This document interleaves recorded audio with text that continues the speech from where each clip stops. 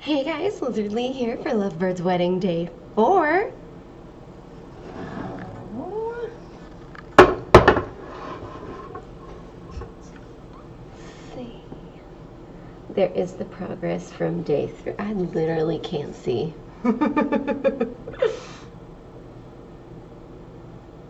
That's the progress from day 3. So,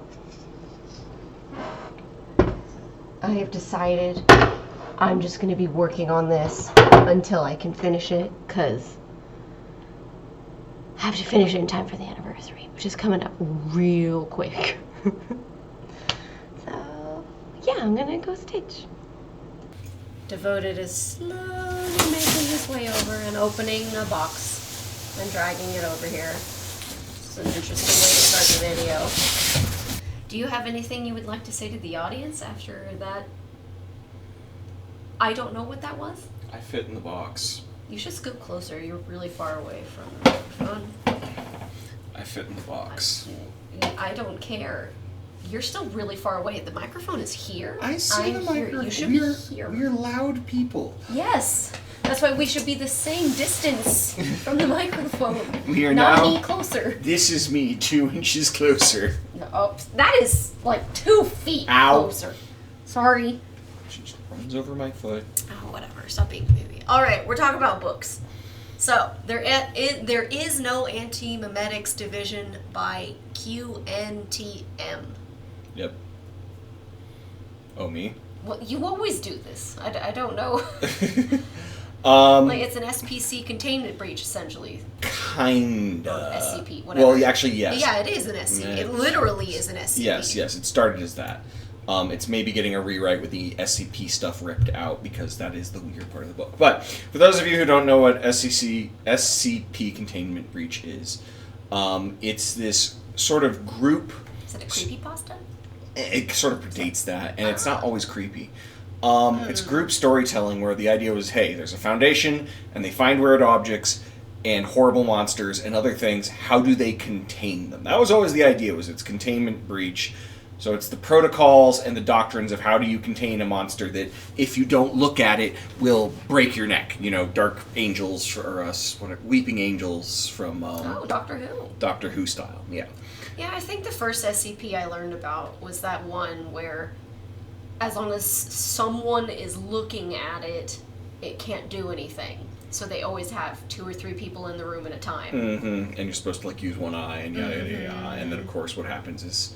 They all blink at once or something. Or the light, you know, they lose the lights. Yeah, the lights go out. I think that is actually like, what happens in the God, game. you know. So yeah, it's a lot of really cool ideas. But it's like crowdfund, or not crowdfund. It's Crowd written. Yeah, crowd written, I guess. So people just contribute to this wiki, air quotes, and add more stories. And this guy, QNTM, has written other books, but also wrote a fairly good series of short stories on the website and sort of turned it into one book based on some of the ideas he came up with from the site writing. His idea, and of course, to be clear, SCP is like this super government secret organization that world spanning and yada yada yada. So the core idea of this book is you have to understand what an anti-memetic is, or memetic threat. So a memetic threat is something that you can't remember, or you can't stop remembering in theory, but we're not going to get too far into that. So if you were to, you know, meet somebody and then lose all memory of them, but they robbed you, so you're just like, well, where'd my stuff go? How would you stop them from robbing you? As like a sort of random example. Like, what protective measures could you take to stop this person? Like, you know, I don't know, a bear trap in your wallet or something completely ridiculous. So that's kind of the rough idea of this division that the main character, that the protagonist, is in. Stop yawning for once. Because he's dealing with the kind of threats.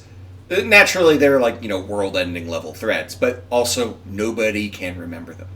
And because of that little concept, even though the book is not great in other areas and the ending is quite weak, well, parts of it are quite weak, I still think it's a really, really good book because there's nothing else like it. I haven't read a story about those kinds of things, and they've come up with really clever problems and really clever situations that might occur because of these anti-memetic or these memetic threats, basically. So they're dealing with stuff that, again, wipes itself from your mind. So somewhat there's like drugs to help with this, but usually it's sort of like, what are the procedures, what are the behaviors, how do you deal with that? And I don't remember. They can't even communicate about it, right? Because they can't remember it in order to write about it. Generally, yes, and it depends on how anti-memetic it is, where it's like, okay, or how memetic, whatever. I forget the word for the threat itself, but it depends on how powerful it is. Like, some things, you can't remember seeing them, but you could write stuff down. Some things, you don't even, like, there's no way to save information about them. Yeah. Right out of the gate in the book is a perfect example of that kind of story, where someone encounters a memetic threat. And it's really, really interesting. So I highly recommend this book also because it's short, it's unique, and it hits the ground kind of running. So if you like what it did at the start, it's going to be more of that for the most part. And if you don't, well, cool. You can save yourself some time and stop there. For what it's worth, the audiobook I listened to was on YouTube, so totally free. Yeah, it's free. Another easy selling point. If I recall correctly, I didn't like how it started, but I did like the middle, and I didn't like the ending. Well, so it was a weird. What is it? Is that a sine curve? Or is that just a bell curve? Yeah, because the sine continues the bell curve. Yeah, like it was interesting. The author he is a good writer. It wasn't really up my alley. yeah, it's hard to discuss because it's spoilerific. And there's definitely some parts that are more like, wow, this would be a really cool scene, but you dived into this trope, and that's a shame because it's a weak payoff for the cool setup you've done. So it's I still really enjoyed it because I'm always looking for new things and novelty and, new ideas. And this is very much up there. It's not just, oh, Freddy's chasing you around the house, or, oh, this time it's Terrifier chasing you around the house. Like, we're like, oh, we found 60 different versions of quasi-magical serial killers to come kill you. We know what that story looks like. There's some interesting things you can do on it. But I'd never seen one where it's like, yeah, how would society, or rather a clandestine supergroup of people, deal with this kind of threat? What do you even do? How do you even start dealing with that? And they have, I thought, some really clever answers to that. I don't know if you like those, because I honestly, I'm having a hard time remembering everything that happened. I remember at some point I compared it to Pinhead. The second one, your favorite monster of all time, that big diamond thing. Mm-hmm. Like, it's inhuman. Leviathan from Leviathan. Hellraiser. You can't even comprehend what this creature is in order to get an idea of what it's doing to you. Right. Because, yeah, like, I know there's more than one anti-memetic or whatever. Right. But there was one where, like, I that's all I thought of. Mm-hmm. And there was another one where I was, if I'm recalling correctly, all I thought was, this is a stupid ghosty goo thing. Kinda, yeah. Like, and I feel like that was one of the side stories where, well, I don't know, I don't want to spoil it. Well, but there were definitely some that are way more interesting than others. So one that I found really interesting. I'm going to spoil the intro of the book. So, like, this is the first literal chapter, essentially, which is the character. I'm going to spoil two parts of the intro. I don't remember which of these came first, and they're both really interesting.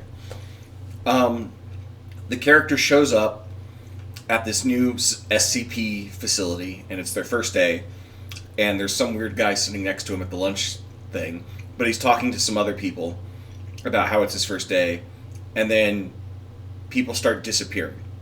And all of a sudden he's like, well, wait, why am I here alone? Except for this guy. what's going on? Long story short, the guy is a mimetic threat, and he's been feasting on his memories and pulling him into like an alternate reality thing where no one else can see him anymore. But more importantly, it's not even his first day. He's been here forever, as you will find out later. He just doesn't remember that he's been here forever because this thing is taking his memories. Was that the one I thought was a ghosty goo? Probably.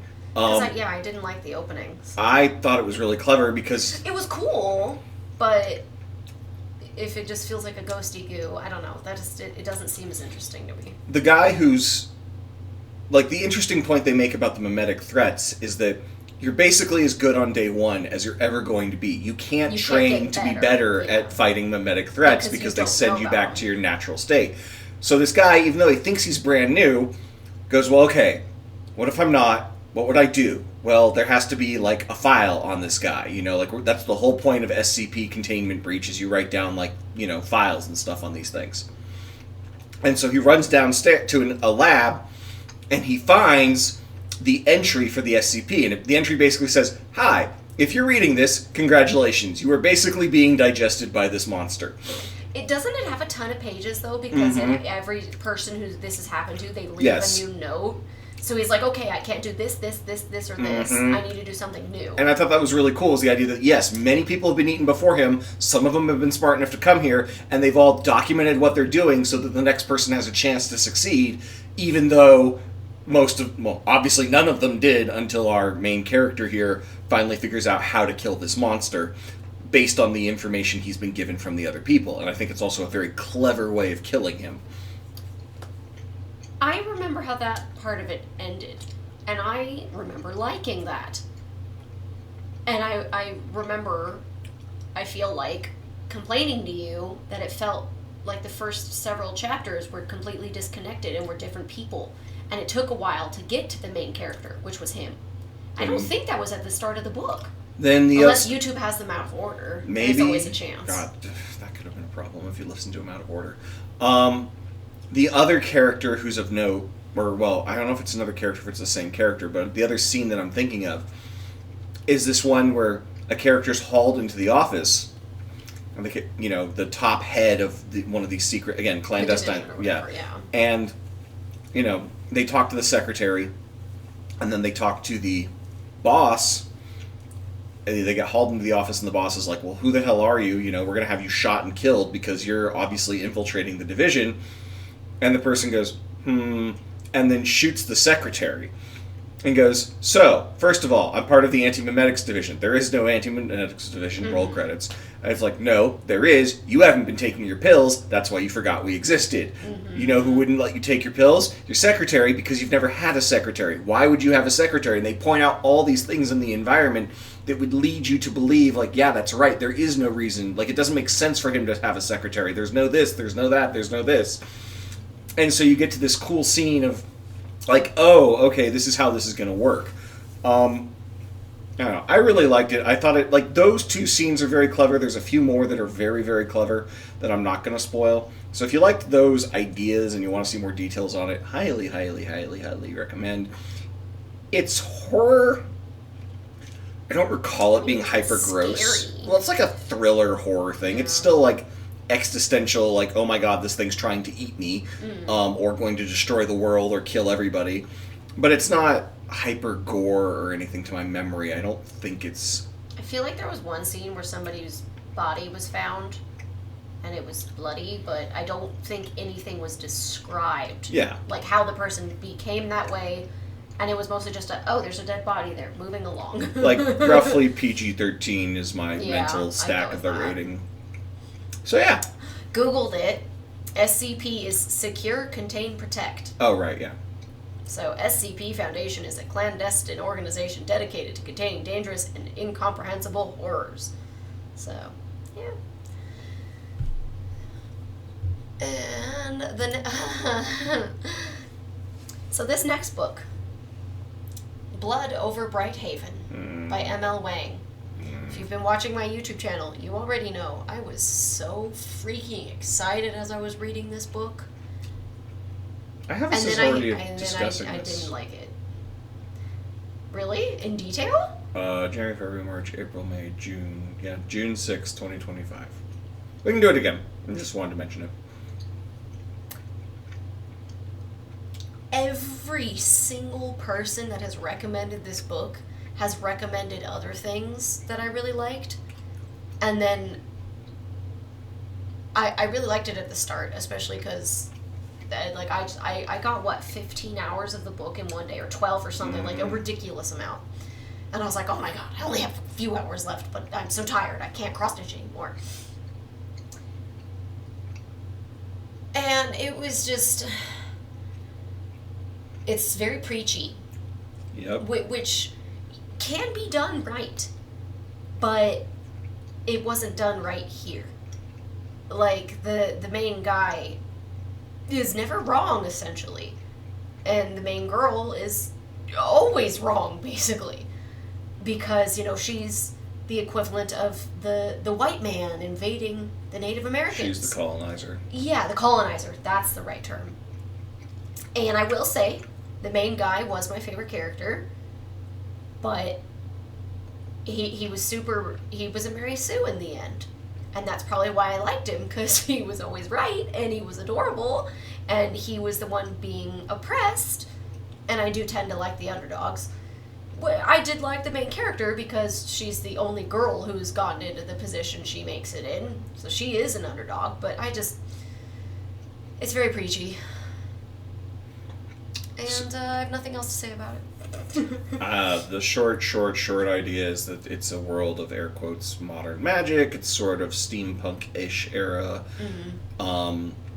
They have these, air quotes, kind of magic computers that do things, and the girl's learning to be a mage, and they've never had a woman mage, and yada yada yada, because society's also sexist, because we're subtle as nothing in here. Yeah. And so first of all, it's not actually a book about magic, and I pointed this out to you, I think, after I read it, where, Brandon Sanderson's got a really good talk about how hard and soft your magic system is. There's, Lord of the Rings, where it's a soft magic system. What does magic do? Whatever the story writer wants it to do. Like, Gandalf does this, why didn't he solve this problem with that? Because he couldn't in that moment.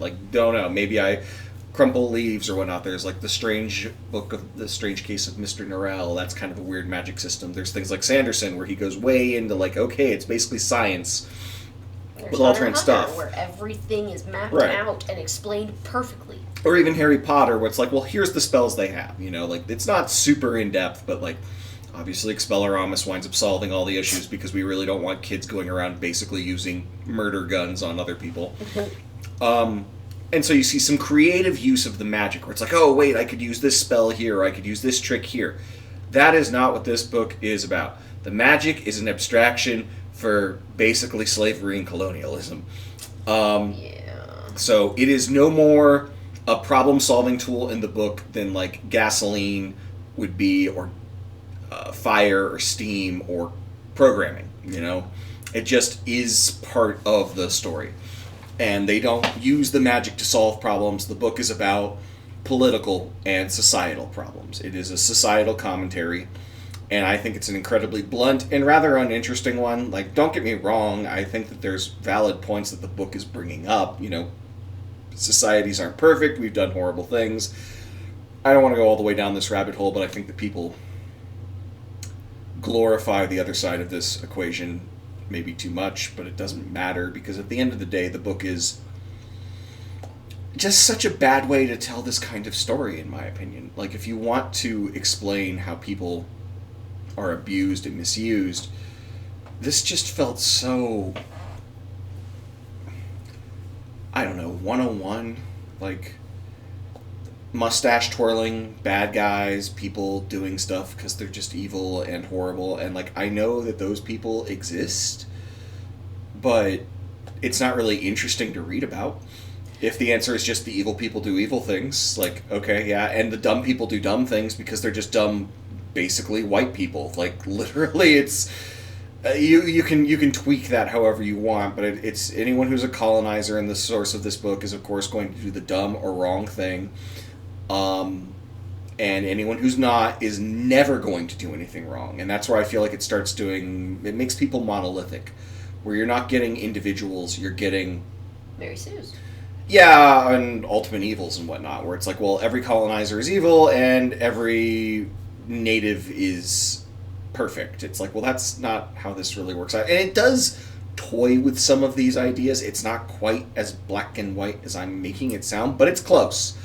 And the way it toys with these ideas, like, the protagonist is not perfect. In fact, she is actively incorrect.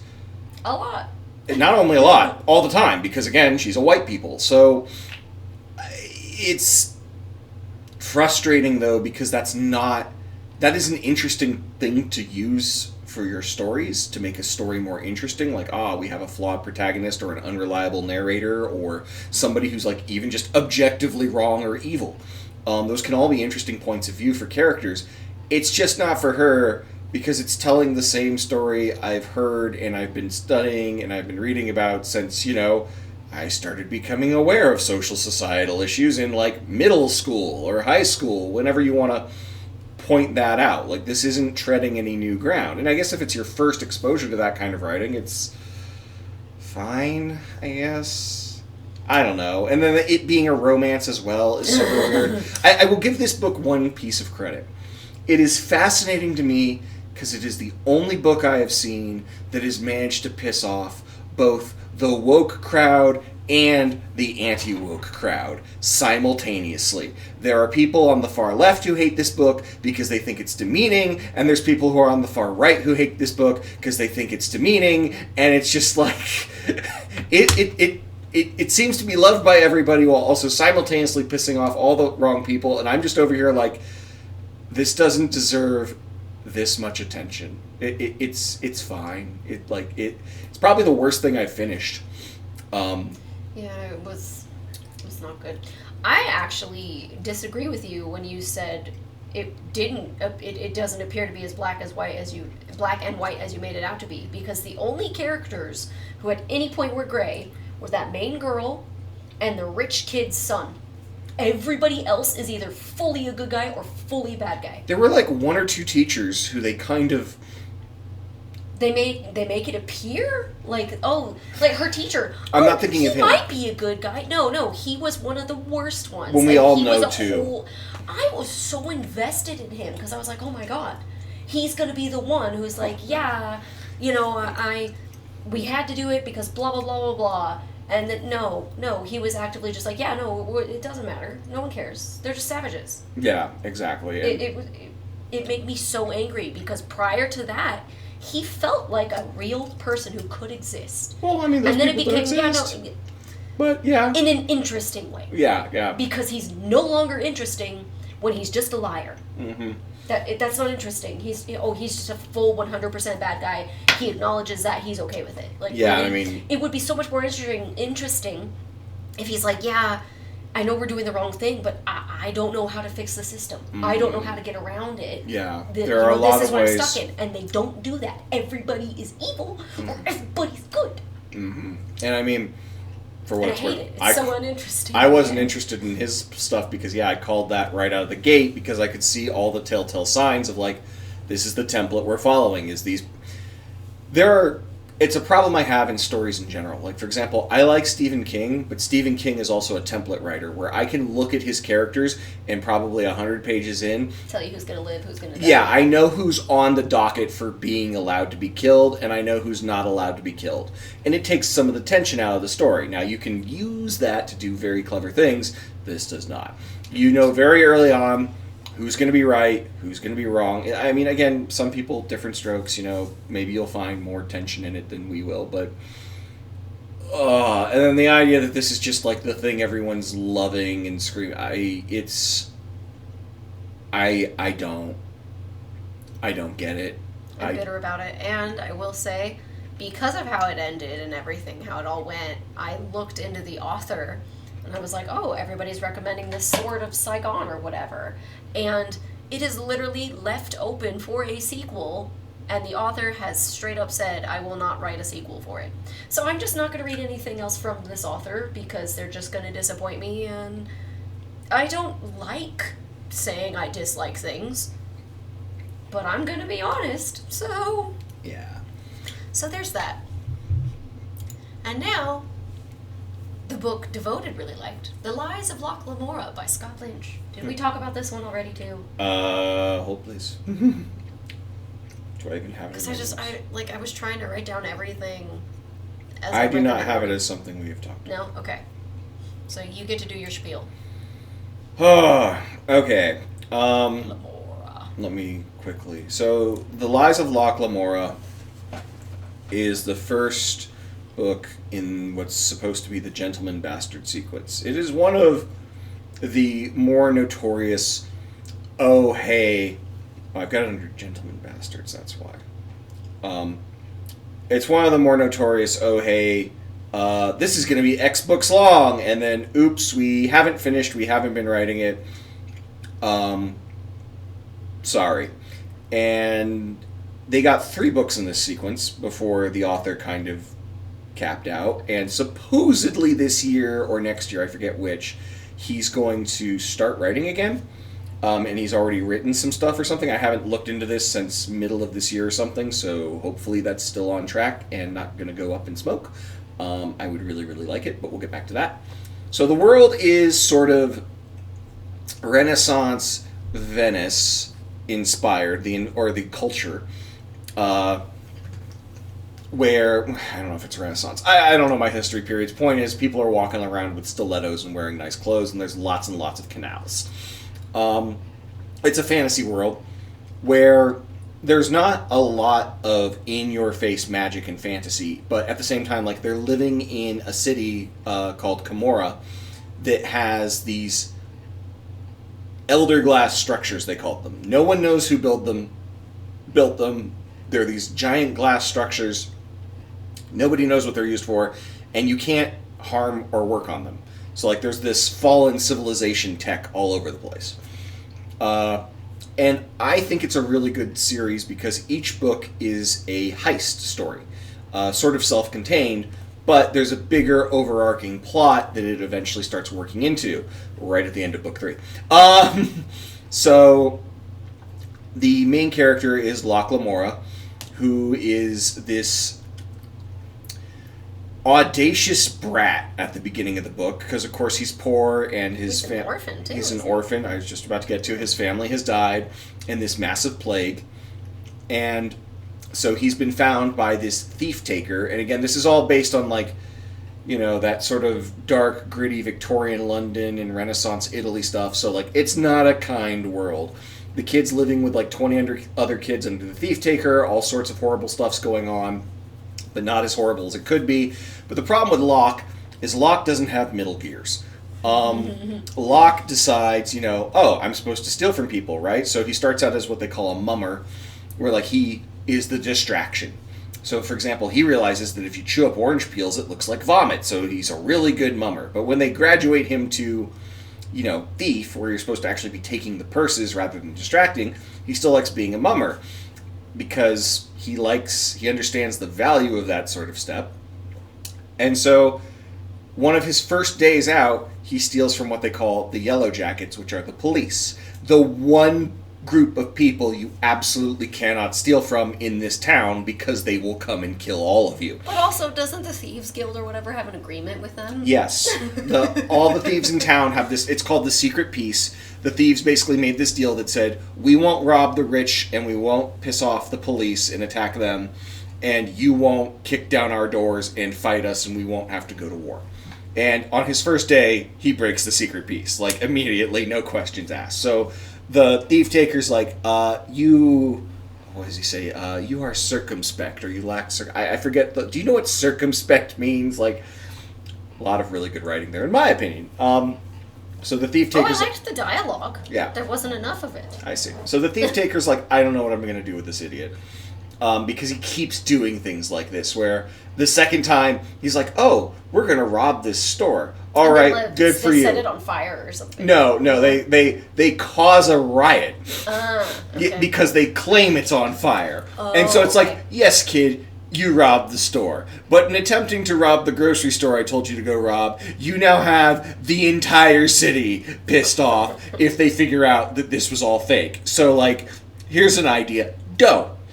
And it starts with the thief taker going to this guy named Father Chains, who was my favorite character. Who is wearing a blindfold and he's chained to his altar because he's he's a priest of one of the gods. There's 12 of them, and so he says he's basically telling this priest, here's all this nonsense this little brat has done, and Father Chains is like, I'll buy him off you. He's like, good, because otherwise I'm going to kill him and dump him in the water. Like, not jokingly, just straight up. He's like, I've already bought the rights to kill this kid. This is my last shot. Here, I'll transfer the right to kill him to you, and you deal with the little snot. Good day and goodbye. And so that's where we start. Father Chains is the head of the Gentleman Bastards, and what he's doing is he's training kids to be these two twins, Locke, a girl, and this other boy you meet later, to be two other boys basically, to be proper thieves, or rather not conmen, like real big stakes cons, not the little stuff like, oh, I'm gonna pick purses, but we're gonna break the secret piece and we're gonna rob the rich. We're gonna walk away with $20,000, $30,000, $40,000 in gold rather than 5 or 6 pence in a purse. So that's the rough setup. The world is fascinating because there's things like the mages. I forget what they're called. Guild mage. Yeah, guild mages or bonds mage. Bonds mage. Yeah, and they're terrifying and really interesting. It's a really, really, really, really cool world, in my opinion. Liz did not enjoy it because she thinks it's too descriptive, which I find weird because I don't think it's any more descriptive than anything else I've read, but I guess I'm wrong. Hard disagree. Like, if I'm sitting here cross-stitching and I'm just like, I feel like I've been sitting here for an hour and there hasn't been a line of dialogue, I always want dialogue. I want characters to be talking. And there were times when it was, I don't care about the wine. I don't care about the layout of the room. I don't care about the city. Like, I did not care. Oh. And then what? So he said he'd go back to writing in 2024. Last year. Mm-hmm. So I'm looking into if there's any updates. Sorry, continue talking while I do that. You care about the... So Chains was my favorite character, followed by my new favorite character, because he was just better when he showed up. What was his name? John? I don't remember the kid's name. The fat one. Jean. Jean. Okay, Yeah. I know I said it wrong, but I was on the right track. Jean. Once he shows up, I was like, oh my god, I love this kid. Like, this is the best. Mm-hmm. And his dynamic with Locke was fun, but I hated Locke. So I was just like, it's not worth it to continue when the main character I actively dislike, and he's pissing me off. I feel like we've talked about this, and I feel like I already complained about it a lot. My bad. I feel like you did too, but whatever. What can I say? I just complained about it a lot. I couldn't finish the second book. And so I had David spoil it, and no regrets. For me. No regrets for me. I think you would have loved certain things, but so be it. So, moving on to one I know we have not talked about, 1000% haven't talked about, is The Drowning Empire by Andrea Stewart. We haven't talked about it, right? No. Yeah. So, I finished the trilogy, and David noped out on the third book. Do you want to do your spiel? It's Mephies. It's all Mephies all the way down. The Drowning Empire, what's it start with? Bone Shard Daughter, there we go. So, it's a world where, how do I put it? There's a bunch of islands. So everyone lives on islands. And because they live on these islands, they have these constructs that walk around the islands as well, because the Emperor makes them. And they sort of are like automatons, so they can do basic functions like, robot stuff, but they can do more complicated functions like tax imports and things like that. And everyone who lives on the island has to give a bone shard out of their skull, out of these tithing ceremonies. Unwillingly, when they're children. Yeah, when they're children. So you just get dragged to the tithing center, and it's just like part of growing up, and there's like a 5% death rate or a 10% death rate, and they just take part of your skull. And they do that so they can use it in the constructs, so that they can then protect us and do things from these Alanga who used to exist, and they have magic powers and are dangerous, and they might one day return. And so the problem is if your bone shard gets used, it starts sapping your life force, and you'll die younger than you should. Yeah, so, and feeling like trash the whole time. Yeah, you slowly get worse and worse and worse and worse and worse. Like bone shard sickness is a thing in the book. Yeah. And it doesn't look good. And if you want my short review, if you thought that everything I said sounded interesting, yeah, so did I. Unfortunately, it doesn't matter by book 2. Yeah, like I as the person who finished all 3 of them, I feel like it got worse with each book. Like I really genuinely enjoyed the first one. It kind of leaves off on a cliffhanger, so it's hard to recommend it without reading the rest of the series. According to Google, most people like the second book the most, which I really liked the first one because Lynn is the Emperor's daughter. She was my favorite character. Mm-hmm. And Jovis is the other main character. He gets a meffy, as you put it. Mm-hmm. But I really liked Lynn and what's the adopted son's name? I just had it. Oh my god. Did I write it down? I don't remember. I don't think I wrote it down. I'm not helpful. I want to get his name. Adopted son. Byron. Yeah, there we go, Byron. I loved the dynamic between Byron and Lynn. It was so interesting because, she is the blood daughter of the Emperor, and he's the adopted son. And so she's like, this is mine by birthright, and I'm trying really hard, like, I want to learn bone shard magic, but I lost my memories because of something Byron did. And now he's outpacing me, he's starting to learn bone shard magic, and I'm still at day 1 because I lost my memories because of him.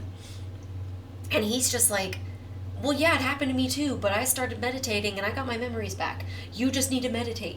Like, it was just, I loved their dynamic. So especially so talking much. about this, the proposed, this will be interesting plot point for this book is like, we're going to figure out why they had to start doing bone shard magic. We're going to see, obviously, the Alanga might return. Surprise, they will.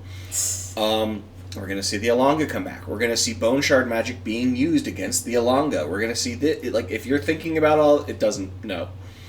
Instead, it's another, like, Blood Over Brighthaven, in my opinion, fairly blunt social commentary, and there's 2 specific characters who are a couple, and both of them, it's some of the most eye-rollingly bad writing I've ever seen, in my opinion. So one of them is the daughter of a mayor of one of these islands, and once again we're back to governor. She's daughter of a governor, and she falls in love with this poor girl on the streets. Not on the street. Yeah, she lived on the streets, but she'd gotten out of it when they'd met, I think. Mm. And so the poor girl's trying to explain how hard it is for the poor people and how sheltered the governor daughter is, and she's like, well, I get that I'm sheltered, but things aren't that bad, yada yada yada. My dad always tells me that he's giving out enough food for everybody and it's fine. Yeah, surprise. And I buy people things and I donate and I help and yada yada yada, and it's a very thinly veiled, like, critique of society, yada yada yada. Fine, whatever. The part where I lost my tolerance for it is spoilers, I guess, for this book, if you're planning on reading it. The poor daughter, or the poor girl, is working with the Shardless Few, which is like the rebellion group. And it's a violent rebellion. They very much don't... It's Schrodinger's writing, again, where they don't want them to be too evil, like, pointing out that, like, rebellions can be violent, bloody, and horrible, and there's lots of history of that. We pretend we're going to talk about it, but then we really don't. But the point is these are not people to be taken lightly. They kill people they don't like. And she's working with the head of this group.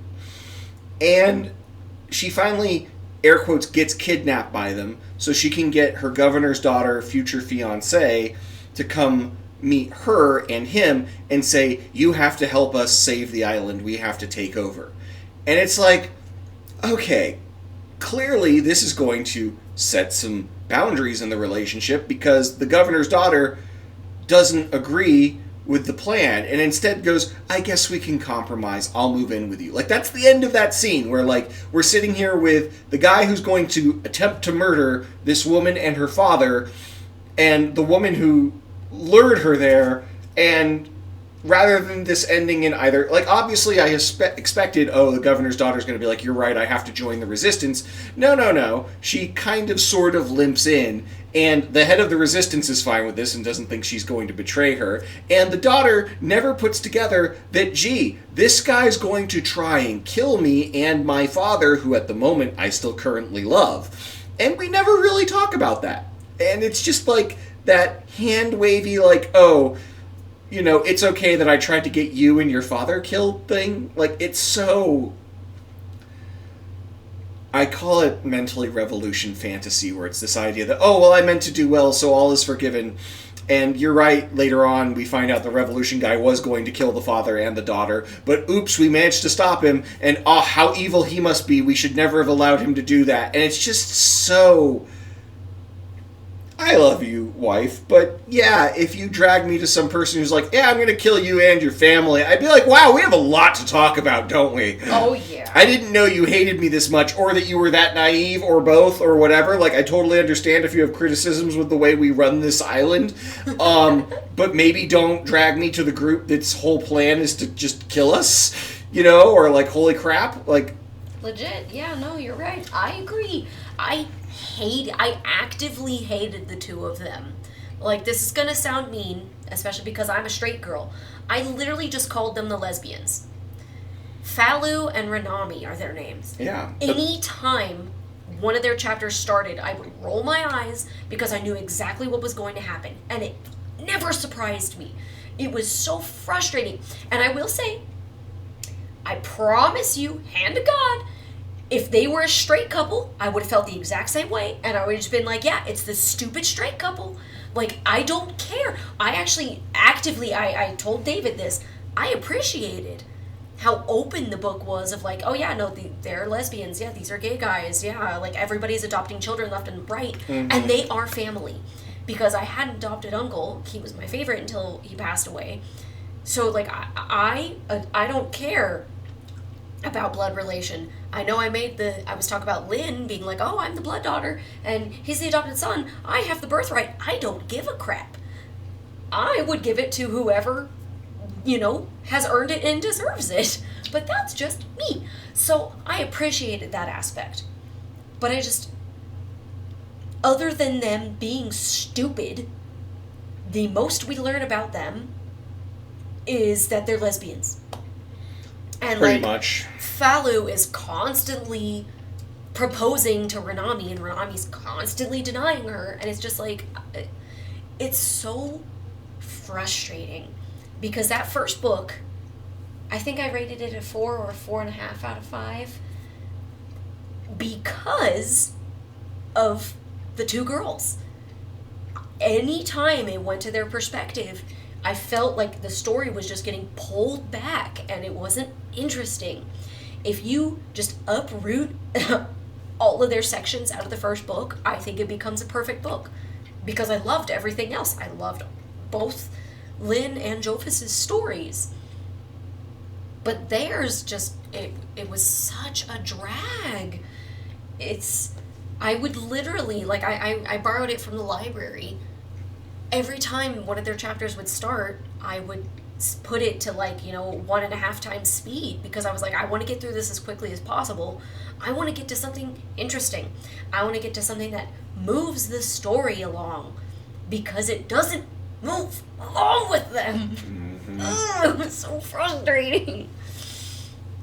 So, yeah, unfortunately, the third book does not make book 1 worth it. So if you're okay with, cliffhanger, just finish book 1 and you got all of the interesting things out of the book. Plus some things that just frankly don't matter. They legitimately straight up just drop bone shard magic pretty much. Like, all the things you learn about it in the first book don't matter by the third book. There's very little that does. It comes back a little bit, but not to the same extent. Her whole learning the words and how do I do this and manipulating that, I thought that would play a bigger role. Doesn't matter by the second book. Yeah, and a big part of that was learning that it's not good. Yeah. And, the people don't like it. Yeah, so I just... it had so much promise. I was so happy with that first book. And then... yeah. More what if bad people were bad. I will say it is infinitely more of a romance book than Blood Over Brighthaven. And I appreciate that. Yeah. But... and more magic. Like, as much as I'm complaining about the magic not mattering, well, it still doesn't matter, but it's closer to Harry Potter style magic, where at least they're doing stuff with the magic, and it's like, oh, how do we deal with the magic? Not, the magic is an allegory. Let's do calculations. That's essentially what it was. I mean, I feel like there were only 2 scenes in Blood Over Brighthaven where the magic was really interesting. Her being tested, where she had to do all those things, that was awesome. And I know there was a second one, but I can't remember it right now, so that tells you all you need to know. Well, the problem with the magic in Blood Over Brighthaven is it's a typewriter. Well, it's not just a typewriter. It's literally coding. Yeah. The process for doing magic is the same process as being a computer scientist. So you do a whole lot of algorithm refinement, but they use fancier words or different words for algorithm and refinement and RAM. Like, oh, well, I have to have a better mapping. He has better mapping functions and yada, yada, yada. And so there's no clever spur-of-the-moment thought process because, just like in real life, there can't be. There is very rarely in computer science some sort of eureka moment, and it's sure not suddenly, oh, and now my car goes 30% faster so I can make this jump over the bridge while I'm escaping the police. No, you have to calculate everything out. Right. Like, there was one point where something was, 80 pages or something? Yeah. In order to do one thing? Which is just, it was very clearly it was meant to be an allegory and an analogy to modern coding, which is also social commentary for all sorts of reasons. And again, it's not wrong, the commentary that it's making. It's just not, in my opinion, well made. So, yeah, whatever. So, yeah, those are some of the books we've read recently. I read Kaiju Preservation Society after bouncing off the Empire of Silence and another series that I can't even remember the name of right now, because I've also been having trouble finding books that are interesting, and Kaiju Preservation Society is by the guy who did Starter Villain. And it was... the ending's weak, but it's good enough. Alright. I apologize again if we repeated any. We probably did. Yeah, call us out. I dare you. Tell us what video. Who's listening to these? Okay, actually, I agree with that. If you can tell me that we talked about these before and what video it was on. I don't know. Maybe I'll do a giveaway and you will automatically get something. I have a lot of cross-stitch stuff that I'm never going to use. You do. I do. I got a lot of stuff from my grandma. Okay. We're done. The end! And that is the end of Lovebird's Wedding Day 4. I got 5 hours and 6 minutes of footage. Okay, it's just gonna see if we can make this work. Okay. So there it is. I've done the majority of the left side of it.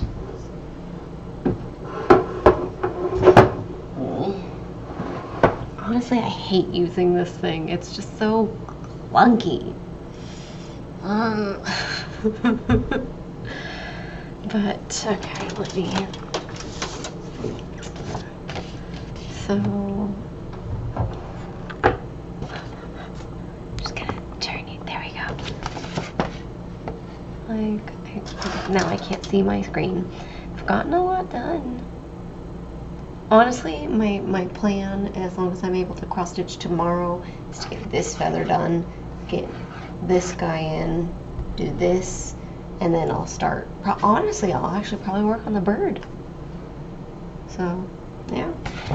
I'm running out of highlighter colors, so this is gonna look super weird. That's what I've done so far.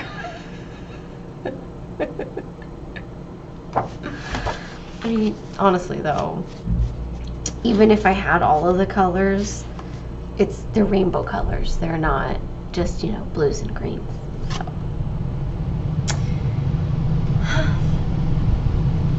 I like it. I'm excited. Like, subscribe, share, comment, all that jazz. And I'll see you guys next video.